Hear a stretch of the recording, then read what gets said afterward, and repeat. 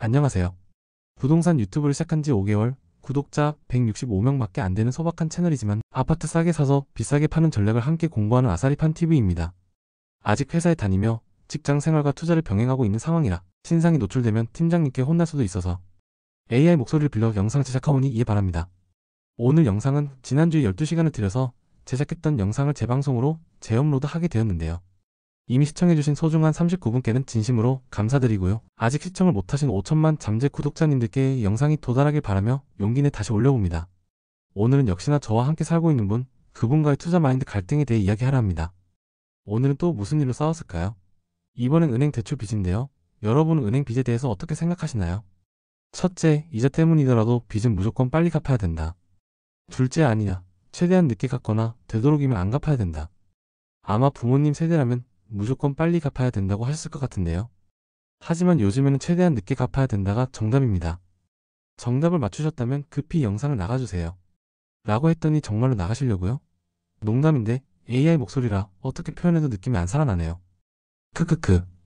혹시 제가 말한 정답과 다르게 생각하시는 분들께서는 끝까지 시청해보시길 추천합니다. 오늘은 뇌피셜이 아니라 수치와 데이터로 왜 빚은 최대한 늦게 갚아야 되는지 설명해 보겠습니다. 자, 이제부터 본론 들어갑니다. 자, 들어가서 시작할게요. 첫째, 빚에 대한 부모 세대의 인식. 대출 빚지면 집안 망한다. 여러분 이런 말 들어보셨죠? 사실 저도 어릴 때부터 들어왔고 불과 10년 전까지만 해도 그렇게 믿고 있었습니다. 하지만 왜 우리 부모님 세대는 왜 이런 말을 입에 달고 살았을까요? 그건 바로 실질금리 때문입니다. 실질금리가 뭐냐면요. 대출 금리에서 물가 상승률을 뺀 값으로 실질적으로 우리가 부담해야 되는 금리입니다. 즉, 대출 이자가 10%여도 물가가 5% 오르면 체감적으로 부담하는 실질 금리는 5%라는 뜻이죠. 그런데 1990년대 신용대출 금리는 무려 17.5%였습니다. 물가 상승률은 6.3%였고요. 그래서 계산을 해보면 우리 부모님 세대 때 실질 금리는 11.2%로 1억을 빌린다면 1년의 실질적인 이자 비용이 1120만원씩 발생한다는 이야기입니다. 쉽게 말해 부모님 세대 땐 대출을 받는 순간 매년 자산이 10% 이상 불타 없어졌던 것이었습니다. 그래서 빚은 빨리 갚아야 했었고 빚이 없는 게 최고라는 말이 일반적인 진리였던 것이었습니다. 둘째, 지금은 완전히 다른 빚에 대한 환경, 실질금리 급락. 그런데 이 표에서처럼 2025년 현재 실질금리는 2.8%에 불과합니다. 현재 신용대출 평균 금리는 연 5%이며 올해 물가 상승률 2.2%를 뺀다면 실제 체감 이자 부담은 2.8%라는 겁니다. 부모님 세대인 1990년대 실질금리 11.2%에 비하면 무려 75%가 줄어든 셈이죠.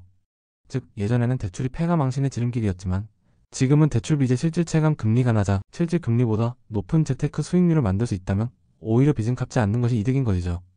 다음 주제에서 왜 제가 이렇게 말했는지 데이터로 설명해 볼게요. 셋째, 왜 빚을 늦게 갚는 게 이득인가?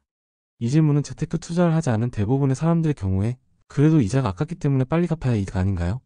라고 하겠지만 겉으로만 보면 맞는 말입니다. 약간 극단적으로 예를 이게 왜 아닌지 설명해 볼게요. 2020년 코로나로 기준금리 0.5%일 때 저는 신용대출 금리를 2.5%로 받았는데요. 그 당시 금리로 1억 원을 빌려 20년 대출로 갚는다고 극단적으로 가정해 볼게요. 총 상환액은 원금 1억 원에 20년간 대출금리 2.5%로 계산하면 5천만 원을 더해서 약 1.5억 정도가 됩니다. 숫자만 보면 내 원금에서 5천만 원을 더 냈으니까 손해라고 느껴질 수 있죠. 하지만 여기서 중요한 건 돈의 가치입니다. 한국은행과 통계청 자료를 보면 지난 수십 년간 한국의 평균 물가 상승률은 연 2%에서 3% 수준이었습니다. 앞으로 20년간 비슷하게 연 2.5% 상승한다고 본다면 20년 뒤 1억 원의 원금의 가치는 약 6천만 원 정도밖에 안 됩니다. 즉, 명목 숫자만 본다면 손해 같아도 경제적 실질 부담은 오히려 줄어들었다고 볼 수 있습니다. 그래서 많은 부자들이 원금을 서둘러 상환하지 않고 이자만 내며 대출을 길게 가져가는 겁니다. 앞에서 말한 것처럼 시간이 지날수록 빚의 실질 가치는 줄어드니까요. 빚을 빨리 갚는 건 가장 비싼 돈으로 갚는 거고 늦게 갚을수록 더욱더 싼 값에 갚는 거라고 볼 수 있습니다. 이럴 때 항상 비유하는 게 있죠. 바로 짜장면 값이요.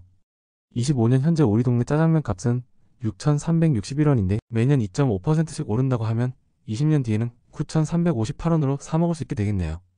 20년 뒤에 9,358원을 낸다는 건 지금 6,361원 내는 것과 비슷한 체감이라는 것이죠.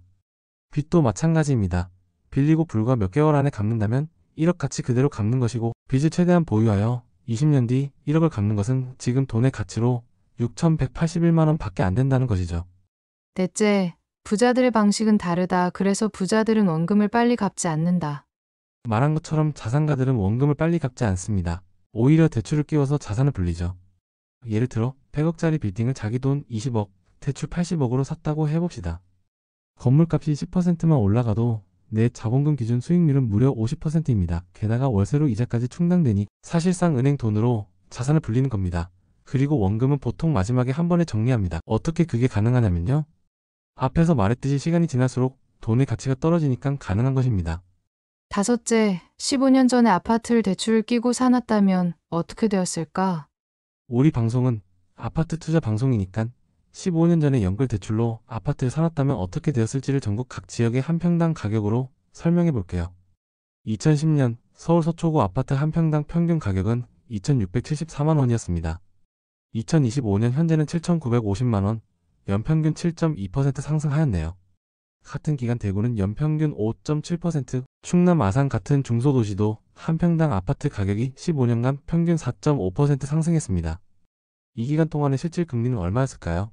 자, 이 표를 보시죠. 2010년에 주담대 이자율은 5.88%, 2025년엔 4.27%로 되어 있지만 15년간의 평균으로 본다면 주택담보대출 금리는 평균 4%, 물가 상승률은 평균 2.5%였기 때문에 실질 금리는 1.5%가 됩니다. 결국 대출을 통해 15년 이상 주택을 보유하면서 주택담보대출 원금에 대한 1.5%의 실질 이자를 내는 전국 어디에서의 자가보유자이더라도 비록 대출을 받았지만 실질적인 재테크 투자 수익을 얻게 되었다는 뜻이 되는 겁니다. 즉, 대출을 안고 버티기만 해도 자산의 상승률이 빚의 부담보다 훨씬 컸다는 거죠. 그래서 저는 말합니다.